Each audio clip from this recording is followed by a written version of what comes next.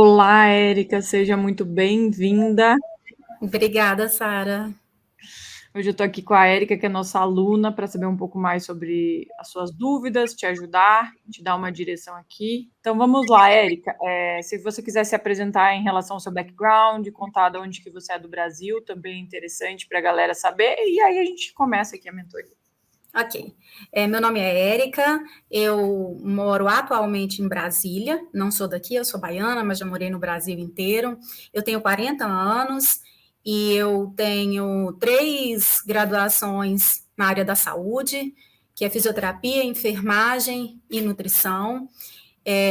Primeiro eu fiz fisioterapia, depois eu fiz uma pós em físio, um mestrado, depois eu fui para enfermagem, porque eu comecei a dar aula assim que eu entrei no mestrado, aí eu fiz depois para aumentar o meu leque de atuação, e depois eu fiz faculdade de nutrição. A faculdade de nutrição eu terminei tem 2 anos, mas paralelo e conjunto e após eu fiz 3 pós-graduações em nutrição. Então, ao todo, eu tenho 3 faculdades, umas 5 pós, um mestrado na área da saúde. Caramba, caramba!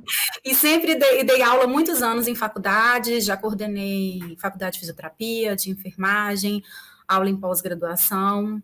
Hoje eu não estou dando aula porque eu tenho meu consultório e sou servidora do Ministério Público da União. Maravilhoso esse background aqui, olha, acho que é o background melhor que eu já vi até hoje em termos de formação, assim, muito completo, porque você não tem uma coisa que não se relaciona com a outra, né? É tudo interligado, então realmente deixa bem forte para você escolher alguma área relacionada. Você já tem uma direção certa de qual programa você tem interesse? Eu quero fazer o PhD somente na área de nutrição.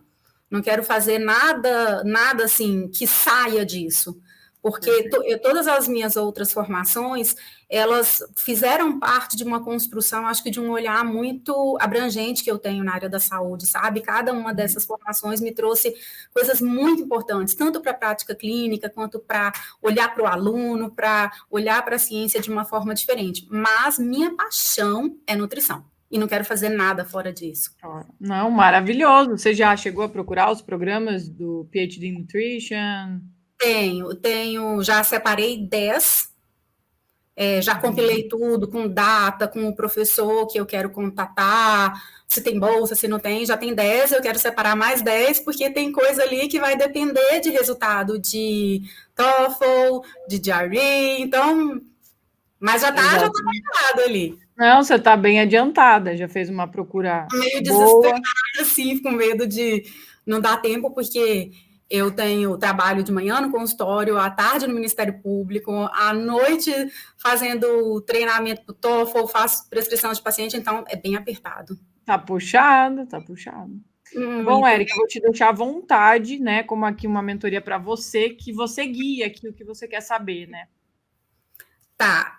Uma das coisas que eu vi até na LSU, que eles falavam assim que para quem é aluno internacional, tem a questão do que é bacharelado e daquilo que é equivalente ao bacharelado para aluno de outros países, né?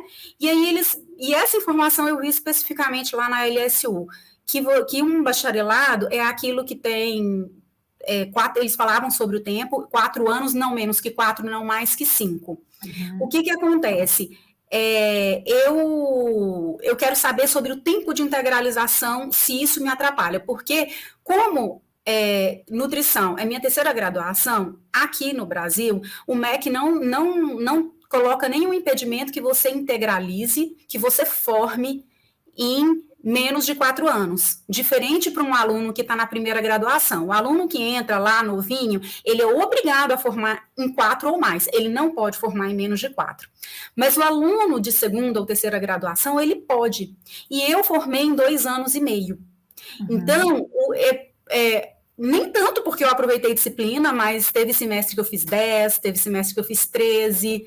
Então, eu formei em 2 anos e meio. Então, eu queria saber se esse tempo de integralização me atrapalha na aplicação. Muito boa a sua pergunta. Então, o seu caso, você se formou em nutrição, tua terceira graduação em 2 anos e meio, devido a você fazer mais matérias por semestre, digamos assim, por E ano. porque não, o MEC não tem nenhum problema em relação a isso, tanto que o diploma foi expedido, tudo normal, e porque alunos de outras graduações pode. Perfeito. Ó, essa pergunta é muito relevante que você está fazendo, e eu entendo a insegurança quando você lê esse tipo de informação no site. O que acontece? Muitos sites, eles precisam padronizar as informações, né? Então, o que eles aceitam? Por exemplo, a gente tem o tecnólogo aqui no Brasil, né? A gente tem a licenciatura, tem o bacharelado. Então, assim, eles precisam deixar alguma coisa padrão no site. Você imagina, você deve ter visto lá na LSU, que tem diversos países, né? Naquela lista lá, assim, muitos mesmo. Então, você imagina se eles fossem querer entender cada sistema deixa eu ver no Brasil realmente como tudo funciona e tal. Então, eles não sabem, essa que é a verdade. Então, o que eles fazem? Uma pesquisa ampla e colocam ali algo padronizado, né? Então, muitas pessoas realmente vão ler esse negócio de requisito de 4 anos e tudo mais, e tem muita gente que tem licenciatura, por exemplo, que fica paralisado por causa disso. E, na verdade, não é um impedimento, tá? Tudo isso pode ser contornado. No teu caso, é ainda mais fácil, porque, veja bem, primeiro, vou te responder aqui diretamente. Não é um problema, tá? Jamais vai ser visto com problema isso aí. Pelo contrário, você ainda tem outras graduações. Então, vamos supor que essa tua graduação em nutrição não fosse nem bacharelado, que se ela fosse um tecnólogo, você já teria essas outras graduações que preencheriam um requisito de ter um bacharelado, tá? E aí você viria com esse tecnólogo, estou dando um exemplo aqui só para você ver o extremo como matérias específicas da nutrição que deixariam o teu pacote mais competitivo para nutrição específico. Mas você ter qualquer um outro bacharelado já tiraria essa regra que você precisa cumprir, né? Na verdade, não que tiraria, já faria você cumprir esse requisito. Então, você já estaria tranquila só por ter outra graduação. No teu caso, os 3 são bacharelados, né? E esse motivo de você ter feito em menos tempo é totalmente aceitável. Então, o sistema americano não é algo que ele é super engessado. Ah, tá escrito aquilo ali e pronto, acabou. Não. Existem casos que é preciso ver por que foi feito em menos tempo, né? Então, você primeiro não vai ter essa barreira nem de ter que explicar, porque você já tem outras graduações que vão deixar você safe, assim, digamos, nesse requisito. Mas se você não tivesse essas graduações e essa que você tem agora fosse a única, e você por algum motivo tivesse feito em menos tempo, porque às vezes é uma aluna que, cara, quer se dedicar, né? Às vezes fica mais barato, tem faculdades particulares que se você faz em menos tempo fica mais barato, mesmo que você faça mais créditos por ano. Então, assim, pode ser justificado. O que tem que ser olhado? A carga horária, tá? Então, por exemplo, a licenciatura. Por que a licenciatura muitas vezes serve? Muitas não, quase na maioria dos casos, ela bate, porque ela bate o mínimo de horas que é preciso ter. Então, quando você vai lá com contato o departamento, explica o seu caso, né? Fala, a minha graduação aqui, no Brasil a gente chama de licenciatura, né? Usa o termo certo, mas ela tem uma carga horária total de X horas, eles vão ver que isso é equivalente. Então, não é algo que você precisa se preocupar. Então, no seu caso, para ser direta, não, você fica tranquila com isso aí, não vai ser um problema para você. Ai, que bom. E outra coisa, quando eu formei em fisioterapia, eu acho que eu tinha 21 anos. E aí, meu negócio era sair da faculdade, e eu sempre fui apaixonada por dar aula, e eu queria fazer um mestrado. Então, eu fiz um mestrado numa universidade particular, e era a primeira turma, e foi um mestrado em ciências da saúde. Eu terminei com 24, 25 anos, só que eu não publiquei.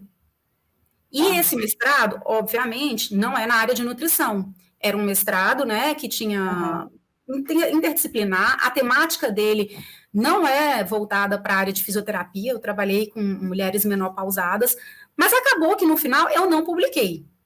Tá. Então eu quero saber como eu quero tentar o PhD, o quanto isso impacta, se eles vão olhar com olhos ruins e falar assim, poxa, essa menina fez um mestrado e ela não publicou.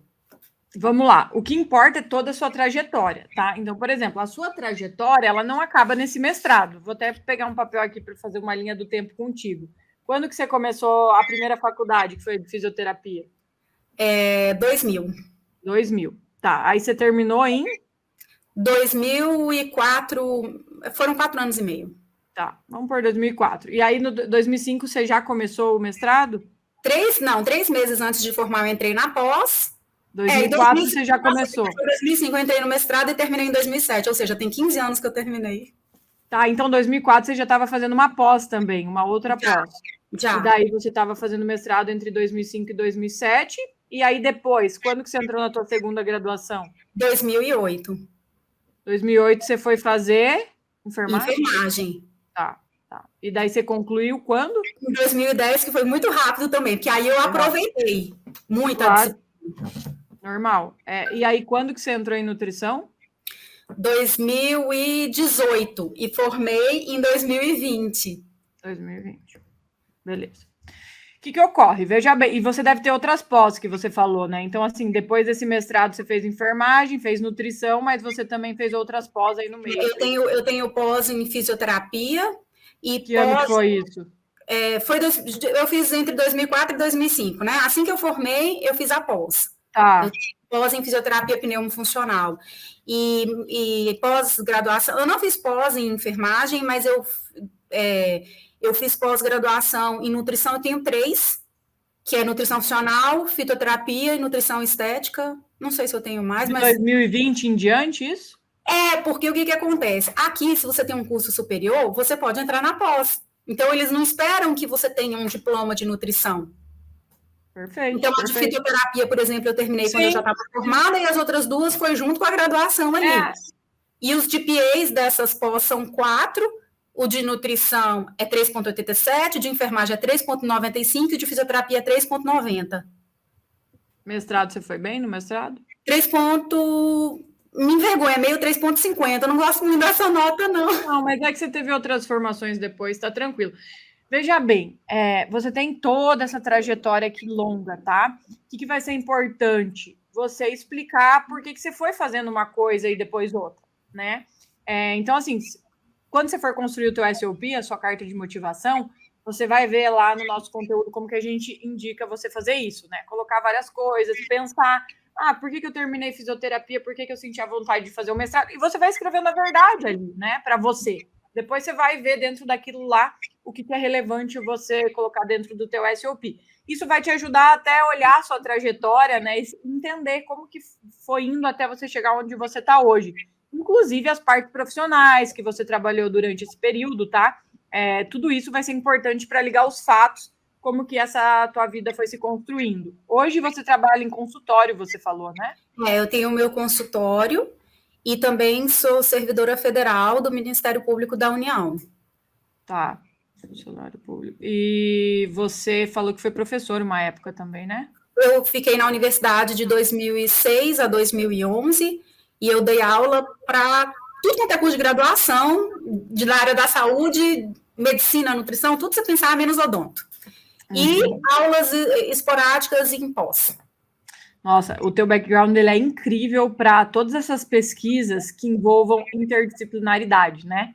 Por quê? Porque você vai ter uma visão que quase ninguém vai ter, né? De diferentes áreas que se conectam.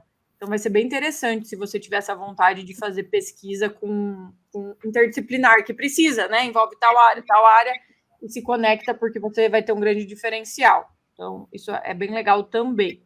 O que eu vou te falar? Por que você não precisa se preocupar tanto com o teu mestrado? Porque faz bastante tempo e depois disso você voltou para a academia. Então, isso é algo que conta também. Por exemplo, muitas vezes a gente faz algo quando é novinho lá, não leva tão a sério, depois vem uma certa maturidade, ou você se encontra mais em determinada área e você começa a evoluir.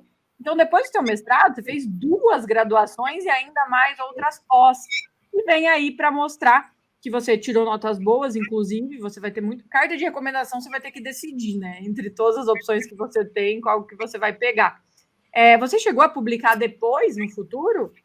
Não, acabou que eu não publiquei. Tipo assim, eu quando eu fui fazer um mestrado, eu era muito nova mesmo, o meu desespero do mestrado é porque eu queria dar aula. Perfeito. E o fato de você estar no mestrado abre porta. Sim. E realmente abriu. E nunca faltou campo de trabalho para dar aula.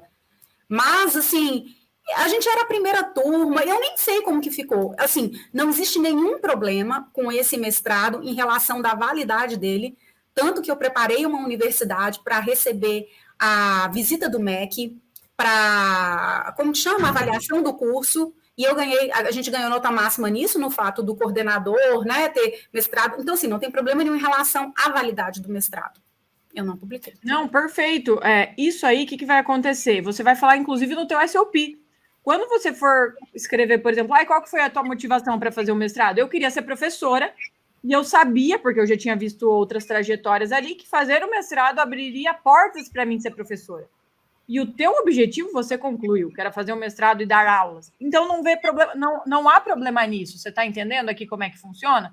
Você não entrou focada num mestrado de pesquisa que acabou não se desenvolvendo. Não, naquela época, e você ainda sendo nova, quis fazer o mestrado e foi dar aula. Então, tranquilo, isso aí você vai justificar, tá? Depois você acabou não fazendo outros mestrados realmente, e tudo isso você vai contando a sua história.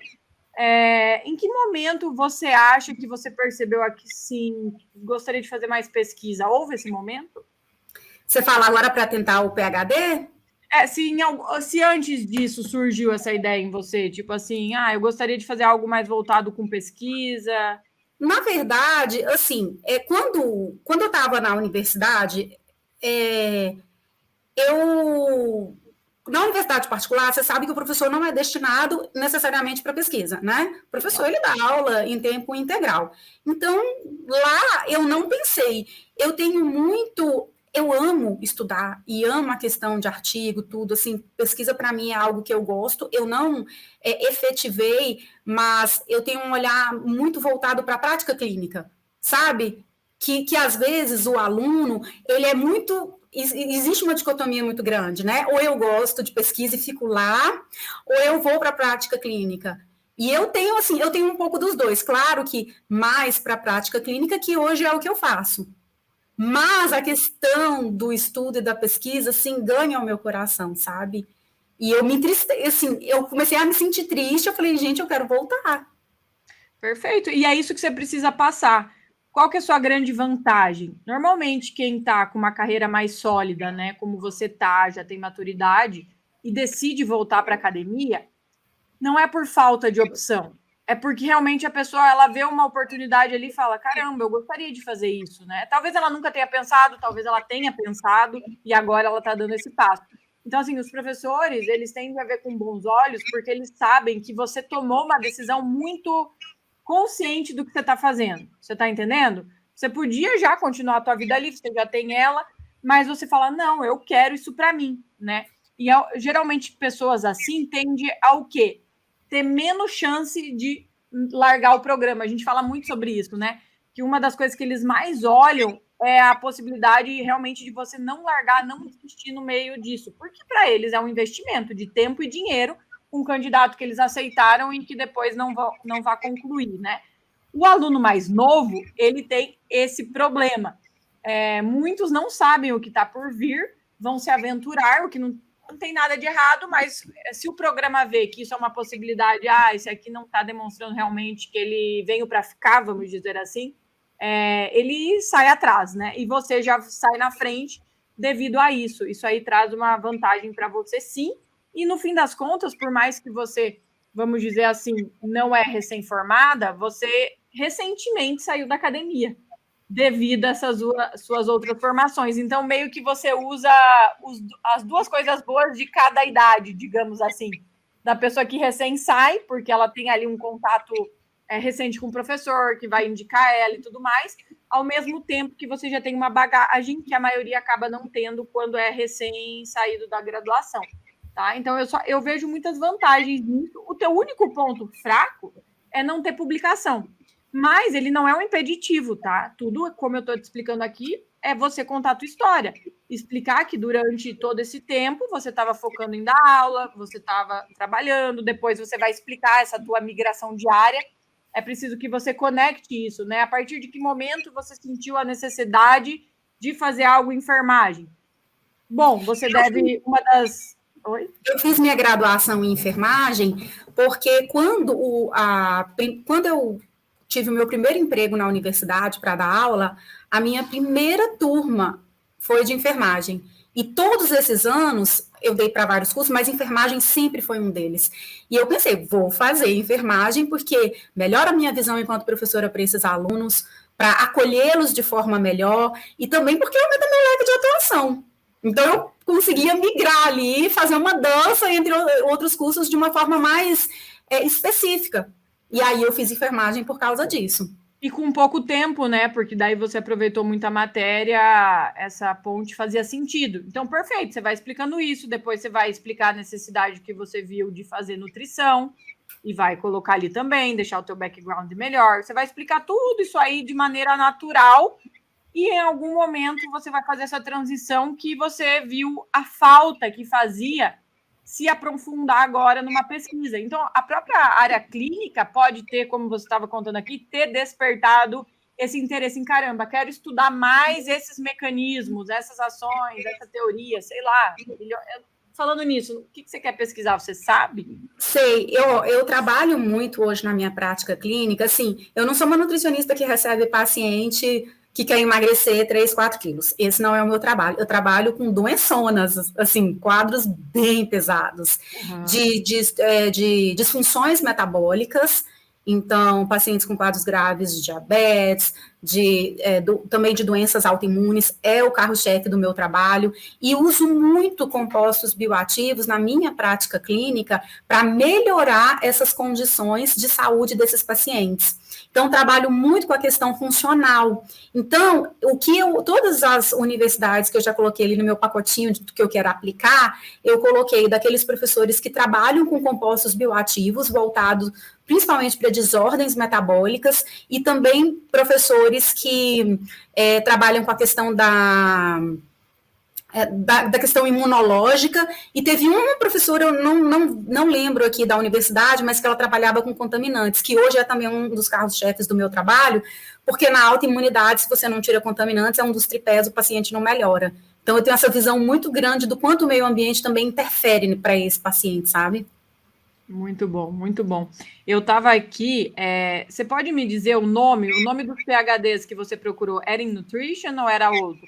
Não, era em Nutrition, não era nem Food Science, não, era Nutrition. Eu estava olhando aqui por tudo isso que você está me falando, talvez, tá, vale a pena você dar uma olhadinha nos programas de Biomedical Sciences, tá? Biomedical Sciences, Biological Sciences, mas o Biomedical mais ainda. Porque esses tipos de programa, eles são muito interdisciplinar, como eu disse, tá? Eu já vi muita gente de odonto aplicando para esses programas com sucesso também, e o que vai determinar é você achar uma pesquisa que faça o que você quer fazer, porque também não adianta, às vezes, você fazer um PhD desse se naquela universidade nenhum professor estuda o que você quer estudar. Mas é um programa para abrir um pouco o teu leque se te interessar, tá? Então, anota aí que é bacana você ver essa interdisciplinaridade da Biomedical Sciences, do PhD. E hoje, diferente de lá no mestrado, eu só quero fazer se for naquilo que eu tenho paixão. É muito diferente hoje o contexto. Totalmente, então, é isso que eu estou falando. Você sabe o que você quer, pesquisa. Você está objetiva, e isso, quando você demonstrar isso para os professores, né, vai chamar atenção. Vai saber, você sabe o que você quer, você está muito determinada, é alguém que vai contribuir muito para o programa, tá? Então, assim, eu vejo um futuro muito promissor quando você achar esses matches aí com professores, programas que você gosta. Você tem que pesquisar bastante. Como você tem uma área que pode estar dentro de outros programas, né? Tudo bem, tem o Nutrition, que é o mais óbvio. Realmente, Food Sciences não parece ser para você, pelo que você está me falando aqui, mas o Biomedical Sciences ou Biological, sim. Tá? Então, você pode, inclusive, olhar outros nomes de programas. Às vezes, se você entrar no departamento, né, de medicine, tá? Você entra na grande área, né? Às vezes é college, department, school, cada universidade pode ter um nome diferente, e ver os PhDs que são oferecidos nessas áreas, e pode ter professor que estuda nutrição relacionada com o que você quer, de disorder, nessas áreas, né? Porque elas estão envolvidas com a área da saúde. Então, vale a pena. Tem uma universidade que é da parte de medicina, que eu olhei, e tinha professores que estudavam principalmente voltada para risco cardiovascular. Isso. Então, tem muitos. Você vai se dar muito bem nessas áreas relacionadas à medicina. Então, você tem toda essa parte de nutrição, né, nutrition. Você tem a parte da medicina ali, que o Departamento de Medicine, como eu disse, Biomedical Sciences. E você ainda pode olhar os departamentos de Health Sciences, tá? Porque às vezes eles têm nomes diferentes. Então também vale a pena você explorar. Você vai ter mais trabalho, digamos assim, em realmente olhar todo esse escopo para ter certeza que você está escolhendo o que mais se identificou, né? Não ir às vezes no mais óbvio. Pode ser que no final das contas você olhe tudo e fale, não, realmente é isso. Mas vale a pena você abrir o teu leque agora e olhar um pouco de tudo para no final tomar a tua decisão com mais consciência. Muito legal isso. Então, temos 3 áreas amplas aqui que você pode olhar de department, né, para ver os nomes dos PhDs. Isso eu acho que você já assimilou, que o PhD ele pode ser específico ou não. Em algumas áreas, tipo a minha. A minha é sempre Chemical Engineering, né? Claro que eu poderia ter feito em, sei lá, Petróleo Engineering. Mas para você, ainda mais com todas essas formações, te abre um leque bem bacana de programas para explorar. Que mais? Como que está aí teu estudo para o TOEFL? Eu tô fazendo um calendário. Eu vi que vocês colocam a recomendação de fazer a prova em julho. Qual que é o prazo máximo que eu posso fazer a prova? Se você olhar lá embaixo do cronograma, tem os asteriscos, né? Que a gente resume o quê? Que se você não for fazer o GRE, você pode estender o prazo do TOEFL lá para o final do ano, tá? Nós gostamos que você faça com um pouco de antecedência, pelo menos até agosto, a primeira vez. Por quê? Porque muitas pessoas acabam se surpreendendo, é preciso que você tenha um safe, né? De um prazo razoável para estudar mais. Porque, assim, fazer o TOEFL e falar assim, eu vou fazer daqui 2 semanas novamente, se a nota que você precisar aumentar for bastante, não é o recomendado, né?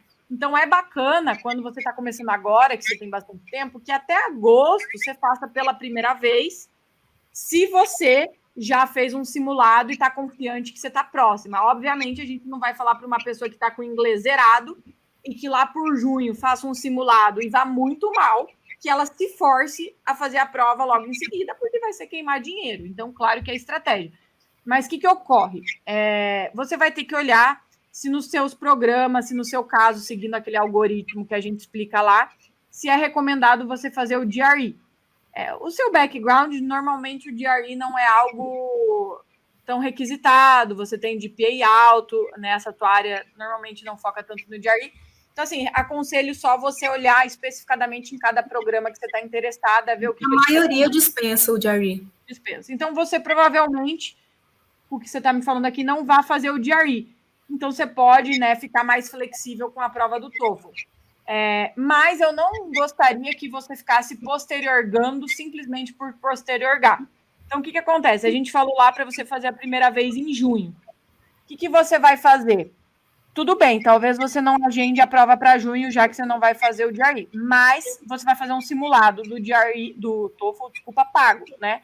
Até junho você vai fazer um simulado do GRE pago, para você saber onde é que você está. Caramba, realmente eu estou muito perto. Então, você não vai adiar muito a tua nota, porque nós falamos sobre isso, né? Estudar para o TOEFL não é quanto mais meses você estuda, você vai melhor, porque você vai esquecer. Você tem que ter um estudo denso em um período mais curto, que vai ser mais proveitoso do que, às vezes, ficar 9 meses, 12 meses estudando para o TOEFL. Então, não dá para jogar muito lá para frente. É importante que você já faça os estudos do TOEFL. Eu sei que a tua rotina deve estar uma loucura, né? Mas se você estudar um pouquinho toda semana, vai te ajudar bastante. Então, eu sei que é algo chato que a gente tende a querer jogar para frente. Mas eu estou estudando todos os dias. Eu sou muito disciplinada. Isso aí é o que faz toda a diferença. Vai fazer toda a diferença. E quem joga lá para frente, o que a gente tem visto? Dá errado, entendeu? Então, assim, quem joga lá para frente por questões de, eu não preciso fazer agora, dá para fazer mais para o final do ano, então eu vou começar mais tarde a estudar, né? Então, isso que dá errado. Claro que aquela pessoa que está estudando, faz o simulado, vê que não está indo bem e vai adiando por questões estratégicas, isso é uma coisa. Agora, postergar, porque estudar para o TOEFL, vamos dizer, é chato, não dá, né? Porque isso é decisivo na hora de você poder aplicar. É um dos critérios que realmente faz com que você tenha que adiar a vontade de aplicar. Então, assim, você está estudando todo dia um pouco, faz um simulado seguindo ali a data que a gente está falando, e se você vê que você está próxima do que você gostaria, da tua nota-alvo, aí não tem por que ficar adiando. Agora, se você ver, não, estou tantos pontos, né, longe disso, deixa eu dar uma estruturada aqui e jogar lá para agosto. Você poder fazer, se você olhar o nosso cronograma lá do método, você pode fazer até novembro para aplicar em dezembro. tá? Agora, você vai falar assim, Sara, você me recomenda que a primeira vez seja novembro? Jamais, jamais, né? Então, assim, mas só para você ter uma noção na tua cabeça, você pode fazer. Tem que cuidar, porque alguns programas já têm deadline em novembro, tá? Então, se tiver em novembro, a nossa recomendação, como você vai ver no material, é aplicar de 4 a 6 semanas antes da deadline. Então, se você achar um programa, é menos comum deadlines em novembro, mas pode ter. Na tua área, eu estou tentando lembrar de cabeça aqui, e tem, tá? Então, vamos dizer que você acha um programa que tenha deadline 15 de novembro. Pode ser que tenha. Ou 30 de novembro. O ideal é que você aperte o botão submeter de 4 a 6 semanas antes. É possível aplicar o botão submeter no último dia? É. Em alguns casos, você acaba fazendo isso. Mas não é o mais recomendado. Então, se você vai fazer tudo assim com tranquilidade, você vai apertar o botão submeter com pelo menos um mês de antecedência da deadline.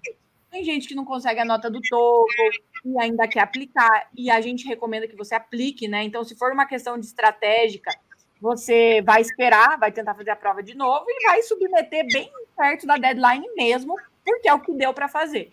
Agora, se você já tem a nota, está com tudo certinho, não tem motivo, você vai submeter a sua aplicação 4 semanas antes da deadline daquele programa, tá? Sem passar de dezembro, porque no nosso material a gente foca muito nisso, né? Mesmo os programas com deadline, janeiro, fevereiro, março, abril, maio, pode ser que tenha mesmo, junho, vocês, nossos alunos que querem otimizar, vão aplicar em dezembro. E daí você vai colocar dezembro ali como se fosse a deadline, né? Porque daí você está seguindo o nosso método. Para aqueles que têm deadline depois, você vai falar, bom, para eu aplicar 34 semanas antes, eu vou aplicar a final de novembro, começo de dezembro. Então, o ideal para esses programas que têm deadline a partir de janeiro é que você aplique até começo de dezembro. Então, você tem isso na tua cabeça, né? Esse é o período ideal. Dá para aplicar depois? Dá, já vimos casos de sucesso, mas você que está aqui hoje, a gente está em abril, não tem por que não pensar no qual que é o ideal. Vamos trabalhar em cima do ideal. Se lá para o final do ano a gente tiver que ajustar alguma coisa, a gente ajusta, né? Não precisa deixar de fazer porque não conseguiu fazer exatamente o ideal. Eu tenho outra dúvida. Como eu sou servidora federal, existe a possibilidade de levar um trabalho remoto para qualquer lugar. Tá. Aí eu queria saber se isso é uma possibilidade real, porque assim, quando eu penso num PhD, eu penso que o meu estilo de vida vai cair, né?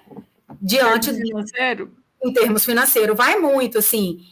E aí eu penso que se fosse possível levar o meu trabalho e, se possível, conciliar, e aí vocês têm a experiência do PhD, se essa é uma possibilidade real. Vamos lá. Você tem família? Tenho, mas não é aqui. Mas tenho, lá também, inclusive nos Estados Unidos. Mas você tem, por exemplo, marido, filhos que você pretende levar com você? Não.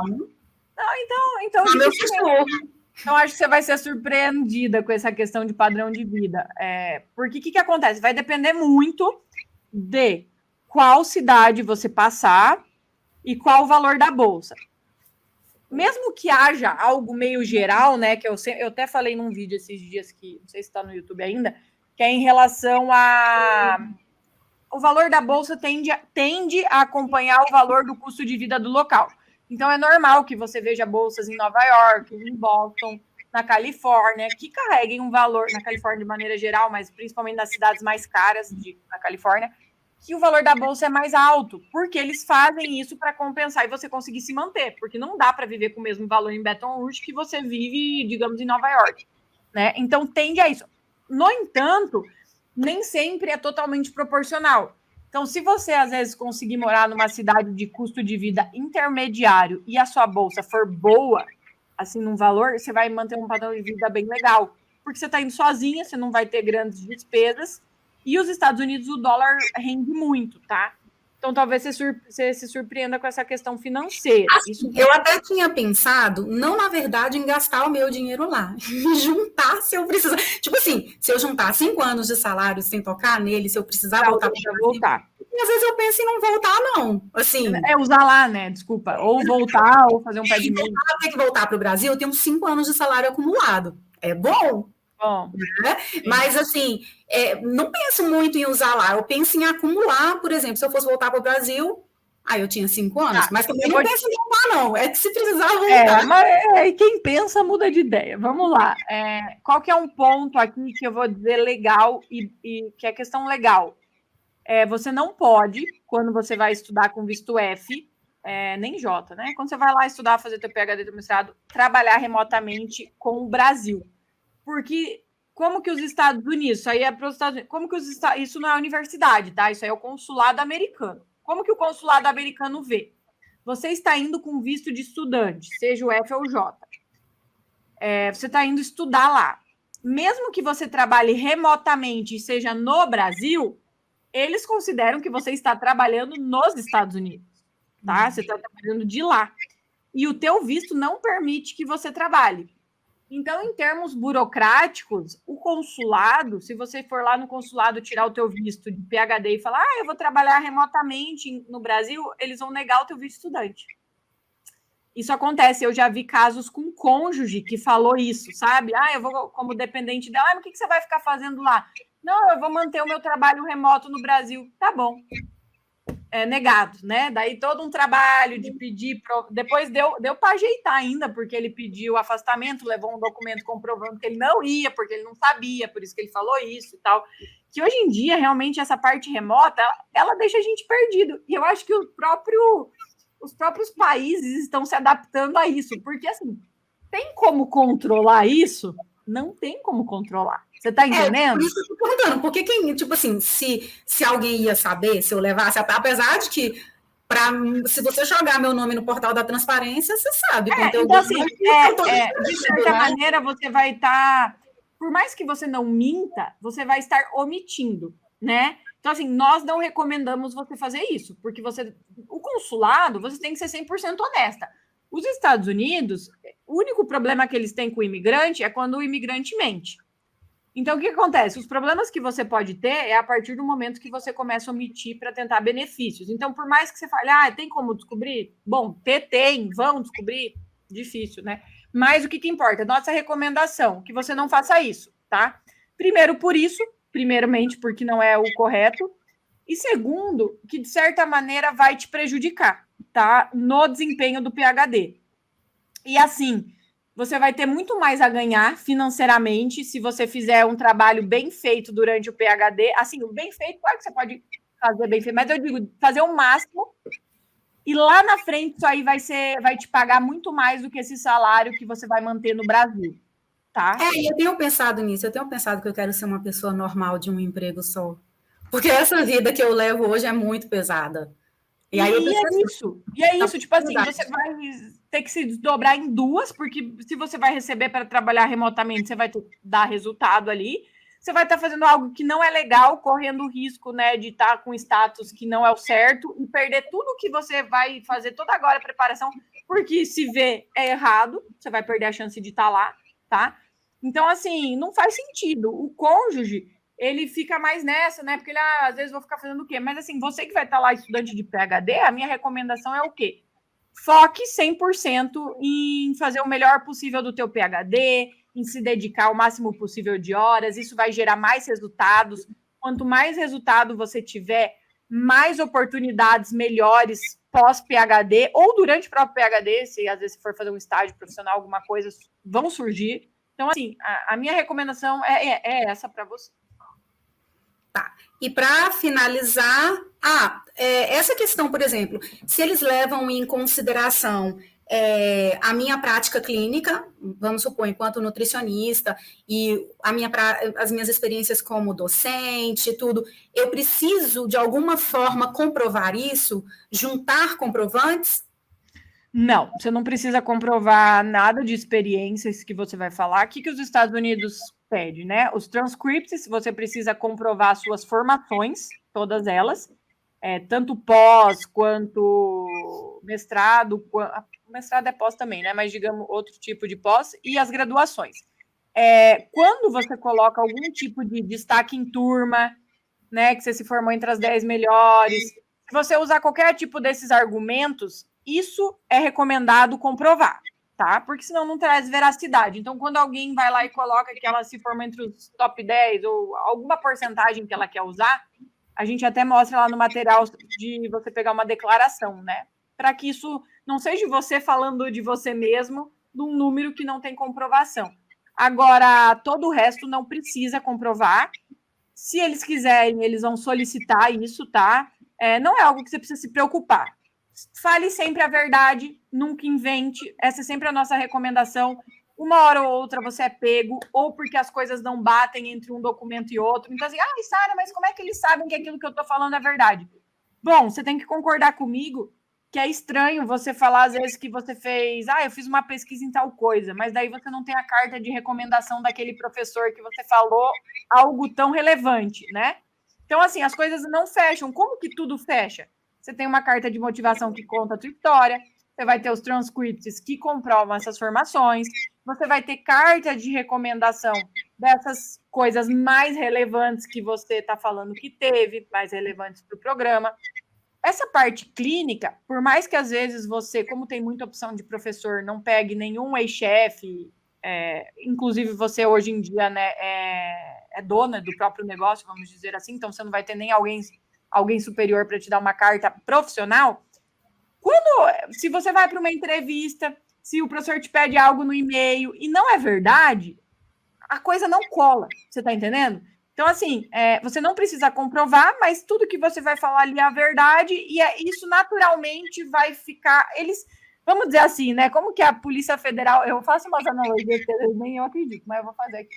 Às vezes você está lá andando de carro, né? Eu moro perto da fronteira, e a Polícia Federal ela pega muito a pessoa que para e ela não consegue mentir. Às vezes ela até é uma boa mentirosa, mas por que eles pegam? Porque eles fazem isso há muitos anos. Você tá entendendo? Talvez eu ou você olhasse aquilo ali e não me desconfiassem. Mas quem faz isso uma vida inteira, bate o olho e vê que alguma coisa ali não preenche, né? Então você tem que pensar assim, os professores lá, eles fazem isso há anos. Há muitos anos. Sempre tem os macacos velhos dentro do comitê. Então é algo que eles têm faro para isso, sabe? Então a gente às vezes aqui no Brasil tá mais, a gente sabe que o Brasil não é para amadores, né? Então tem muito essa coisa de comprovação, mas lá eles vão pedir para que você comprove o essencial e o resto eles analisam como um todo, vamos dizer assim, e se eles sentirem necessidade, eles podem pedir, tá? Eu só queria te mostrar, te falar, as 10 universidades que eu já tenho compiladas. Aí eu queria dizer que você me dissesse se você está, tipo assim, querendo voar muito fora da realidade ou se eu estou com o pé no chão. Porque às vezes eu entro num site que mostra um ranking das universidades, claro que eu coloquei algumas que estão ali no topo mesmo, naquele percentual que a gente pode sonhar mais alto, mas, de um modo geral, me fala. Aí eu vou falando só o nome dos estados, porque são as universidades estaduais de lá. Tá. A Oklahoma, a LSU, a Columbia, que está lá naqueles topos, a Cornell, a Emory, a de Michigan, a de Pensilvânia, a da Flórida. Qual de Pensilvânia? A State? A State. E da Geórgia, e não sei como que pronuncia o nome dessa outra que chama Purdue, escreve Purdue. A Purdue. E ela. São essas 10, que eu ainda vou separar outras, até com base no que você me falou, de olhar esses outros programas e nessa questão da interdisciplinaridade. Talvez não seja uma dúvida que você tem agora, mas pode surgir no teu caso, se você pode aplicar para 2 programas na mesma universidade, né? Porque, vamos dizer, às vezes você acha o PhD em Nutrition, na Georgia, e lá você vê também um programa legal de Biomedical, e você fala, Sara, será que eu poderia aplicar para os 2? Porque eu gostei dos 2. Depende de cada universidade, tá? Então, você vai ter que daí olhar, no caso, se a Graduate School daquela universidade permite que você aplique para mais de um programa. Às vezes você acha essa informação no site da Graduate School, às vezes você tem que contatar a Graduate School. Então, você acha lá o e-mail, pode fazer isso. Nesse primeiro semestre é melhor, porque a Graduate School tem menos e-mails referentes ao próximo fall, né? Então, é um período bom para, se surgir essa dúvida com você, tá? Manda um e-mail. Se você não achar a informação lá nítida, manda um e-mail e pergunta se você pode, que às vezes é uma opção se você achar 2 programas bacanas. Se não puder, porque tem muita universidade que não permite, e aí você vai ter que escolher daqueles lá qual que você gosta mais. Vamos lá. Você não deve ter chego ainda no passo 6 do método, correto? Ainda não, eu olhei todos os critérios. Como que eu fiz aqui? Você deve estar no módulo 1 e 2, 3 no máximo. Eu fiz uma planilha e coloquei todos os critérios. O que precisava para aplicar em cada um dos programas. E as datas, tudo. Mas ainda não. Não, passo 6 vamos chamar de módulo aqui, né? O módulo 6, lá no final, quando a gente já está falando da documentação, você já tem a régua de feedbacks, tá?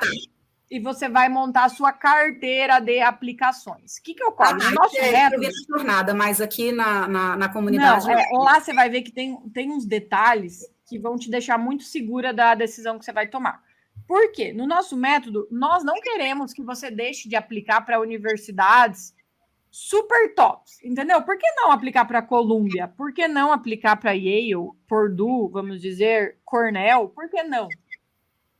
O que você vai ter que olhar?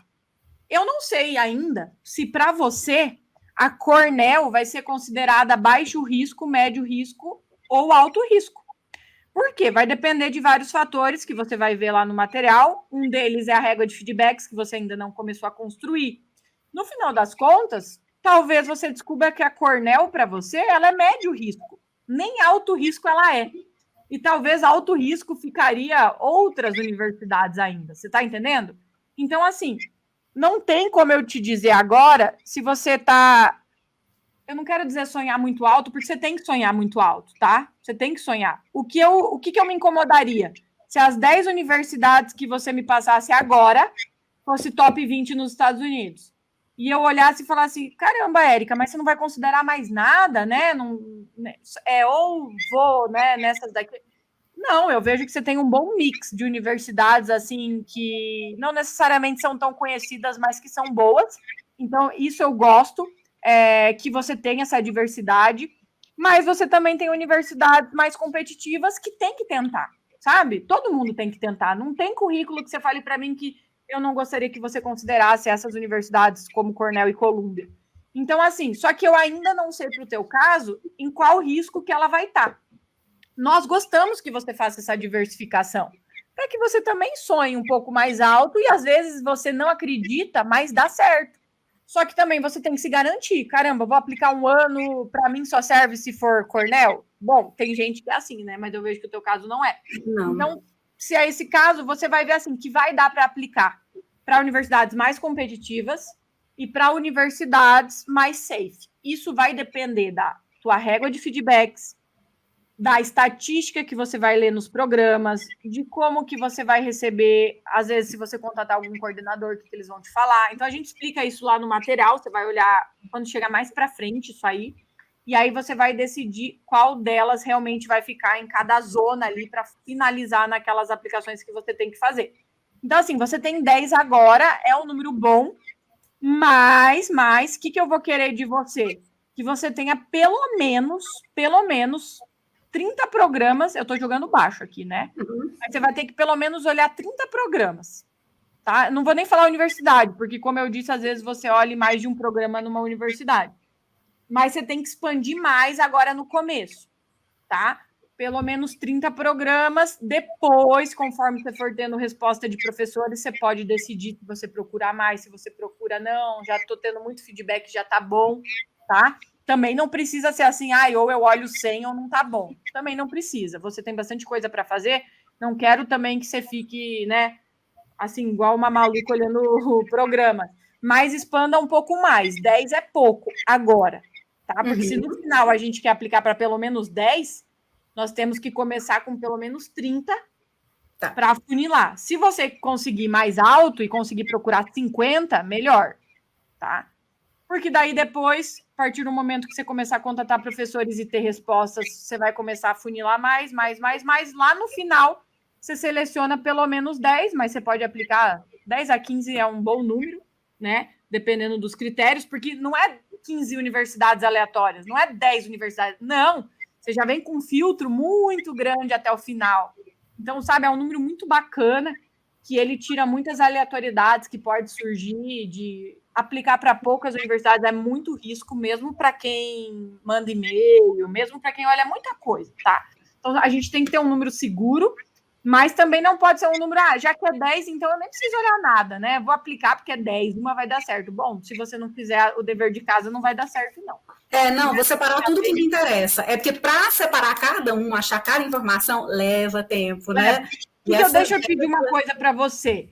Agora, no começo, não fique tão dedicada a olhar cada detalhe, tá? Então, às vezes, agora no começo, você quer olhar tudo sobre os transcripts. Meu Deus, eu preciso ver porque vai que não dá. Não é a hora de você olhar esses mínimos detalhes, né? O que a gente olha mais no começo? Nota do TOEFL. Para, às vezes, ser mais realista, tem gente que fala assim, não, mas eu quero aplicar esse ano, meu inglês é muito ruim, então eu já vou tirar essas universidades que pedem mais que 90, porque eu quero ser mais realista. Então, a pessoa já começa a cortar por TOEFL.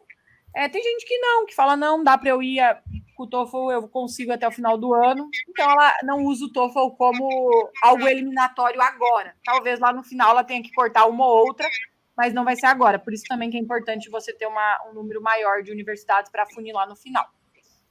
Que mais que é importante você olhar? Principalmente pesquisa dos professores, né? Porque, igual você falou, eu quero fazer tal coisa. O programa, às vezes, pode parecer maravilhoso, mas nenhum professor faz nada parecido com o que você quer fazer. Para você, não é uma boa opção. E aí, nessa minha pesquisa, eu já até separei os professores que eu quero contatar, botei fotinha deles, e-mail junto, que eu tenho a mania de chamar a existência aquilo que não existe. Então, você bota foto, você imagina. Total. E você vai ver, a gente gravou essa semana, eu e a Monique, com o Antônio Vitor. Vai entrar no YouTube daqui uns dias, né? Ele passou em psicologia e tal. E ele falou uma coisa que é muito verdade. Ele falou assim: eu aprendi demais com o processo de preparação e inscrição. Claro que ter sido aprovado é o suprassumo, mas ele falou assim: gente, mesmo que eu não tivesse sido aprovado, isso não tiraria a tristeza, obviamente, mas foi muito bacana essa jornada. Eu me desenvolvi muito, eu melhorei o meu inglês, eu fiquei um profissional melhor, eu ganhei mais maturidade, sabe? Ele conta que um próprio professor ajudou, um professor americano que ele contatou devido ajudou ele no TCC. Ele também tinha uma segunda, ele estava fazendo a segunda graduação dele, então ele era uma pessoa mais velha. E o professor americano deu uns insights que ajudou ele no TCC da segunda graduação. Falei, é surreal isso aí, sabe? Então, assim, o processo ele tem que ser divertido também. Muitas pessoas vão começar a ver que, às vezes, alguém que fala, eu nem gosto tanto de pesquisa, talvez comece a gostar quando realmente vê o que é uma pesquisa, né? Às vezes a gente tem algo muito do que é pesquisa que não é tudo que é uma pesquisa, sabe? Então eu falo que muitas pessoas vão se descobrir nessa jornada de preparação para ver se é isso mesmo que você quer, vai aprender muito, você vai melhorar o teu inglês, é muito enriquecedor. Então, assim, eu fico feliz de saber que você está usando isso, tô pondo, tô realizando, tô vendo, porque tem que ser assim, sabe? Isso vai te ajudar muito lá na frente, inclusive para contatar os professores. Você vai conseguir, de forma mais natural, passar essa emoção que você está tendo durante o processo. E para mim já está certo. Eu só preciso seguir o processo. Para mim já vai dar certo. É isso aí, vai dar sim. Minha cabeça está tudo certo já.